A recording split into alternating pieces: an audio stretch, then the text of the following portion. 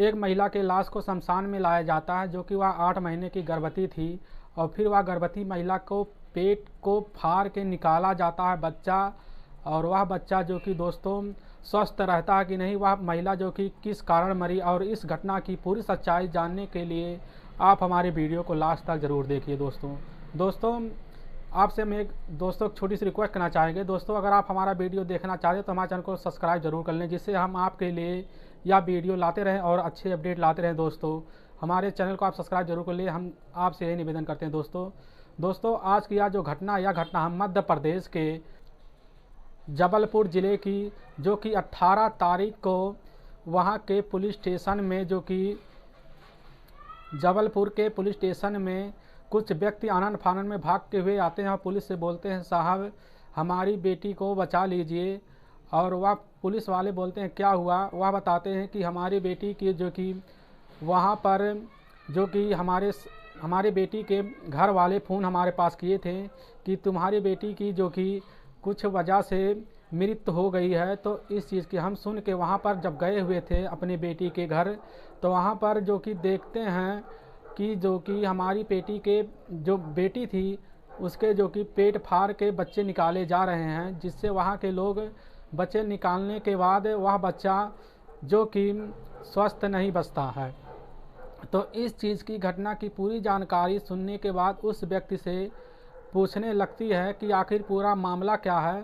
तो वह बताता है कि हमारी जो बेटी थी पहले, वह अपने घर जब गई थी 2021 में, उसकी शादी वहाँ के विजय से जो कि पटेल नगर में कर दिए थे, और वह व्यक्ति के साथ शादी करके गई थी। हम उसको सारा सामान दहेज का दे दिए, सिर्फ उसको बाइक नहीं दिए थे, जिससे इसी वजह से हमारी बेटी को वहाँ जो कि प्रताड़ित करता था, घर वाले मांग करते थे और नहीं दे पाते थे। तो आप बेटी को जो कि प्रताड़ित करने के बाद बेटी हमारी नहीं रह पाती थी। वह हमारे पास फ़ोन करती, पापा हमको जो कि बुला लीजिए, लेकिन हम कहते थे बेटी कोई बात नहीं, तुम अपने पति के साथ रहोगी तो अच्छे रिश्ते से मिल जाती है।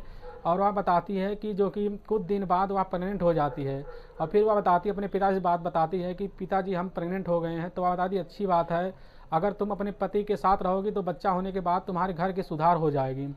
तो लेकिन जो कि उसके पिताजी तब भी मना कर देते हैं, लेकिन वह अपनी सारी बात जो कि किसी से शेयर नहीं कर पाती, क्योंकि उसके घर वाले उसको प्रताड़ित कर रहते हैं।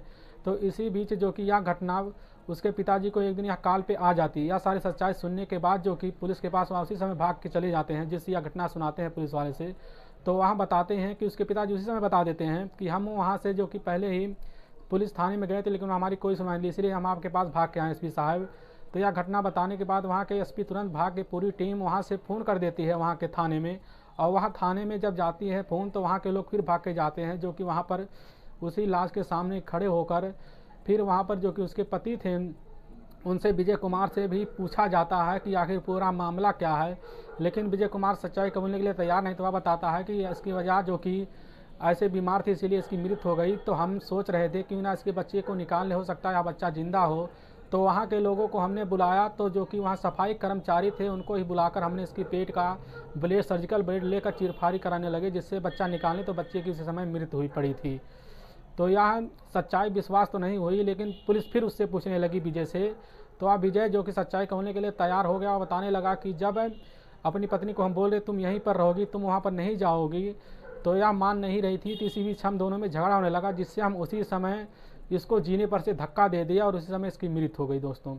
और इस घटना को जब विजय कुमार के मुँह से सच्चाई सुन लेती है, तो वहाँ के जितने परिवार के होते हैं, उसकी माँ को, उसके पिताजी को, विजय कुमार के, उसकी जो कि उसकी बेटी की ननद को, सबको पुलिस अरेस्ट कर देती है और उनको जेल में भेज देती है दोस्तों आप इस घटना के बारे में क्या कहना चाहेंगे और इस घटना से क्या सीख मिली और इन लोग घर वालों को क्या सजा होना चाहिए। दोस्तों आपको हम इस घटना से ठेस पहुंचाना नहीं चाहते, बस आपका सावधान सतर्क करना चाहते हैं। दोस्तों फिर मिलेंगे नेक्स्ट वीडियो लेके, तब तक के लिए राम राम।